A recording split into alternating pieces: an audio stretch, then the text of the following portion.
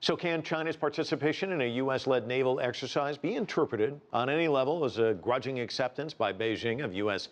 dominance in the Pacific? That's a good question. CCTV correspondent Han Bin joins us live now in Beijing to look at that one.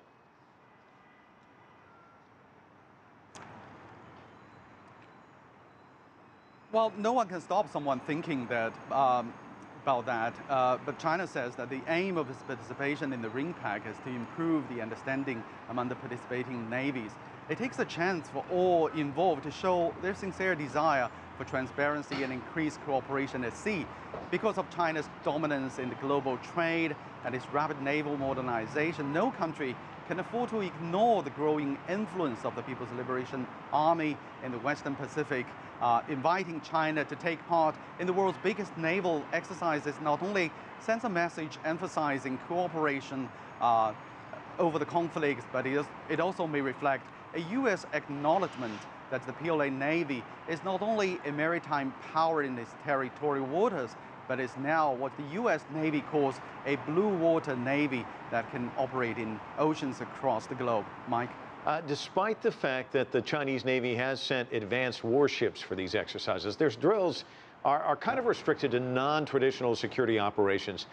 Does the PLA regard such U.S. arrangements as a bit of a snub, perhaps? Well, I don't think so. The current arrangements may best reflect the complex political reality that sometimes involves efforts of contain and sometimes to engage in the U.S.-China military ties. And both nations are more open about talking about the disagreements, while at the same time cautious about the potential conflicts. And this year's exercise shows the efforts that both sides are making to increase cooperation.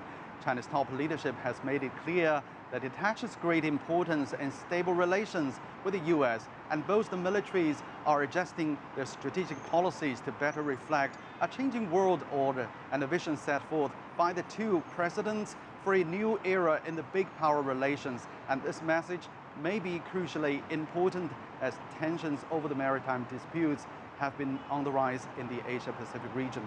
And RIMPAC's message is substantive as well as symbolic, making a new level of naval exchanges between China and the U.S.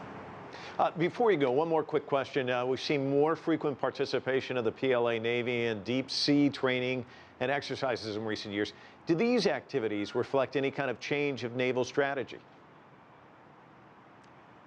Well, no, the PLA Navy has been undergoing a deep transformation into a big maritime power, and this strategy has gradually shifted in emphasis is from the offshore defense towards the hard power protections as a global blue water navy. And the country's top military chief, President Xi Jinping, asked the PLA Navy to step up its modernization and prepare to win a possible war. And we have seen the PLA Navy taking part more actively in the UN-guided anti-piracy operations in the coast of Africa and engaging in more deep-sea trainings. It is now building more aircraft carriers and other advanced warships and submarines and expanding its combat capabilities that will no doubt be closely watched worldwide. Han Bin, live for us in Beijing. Thanks so much.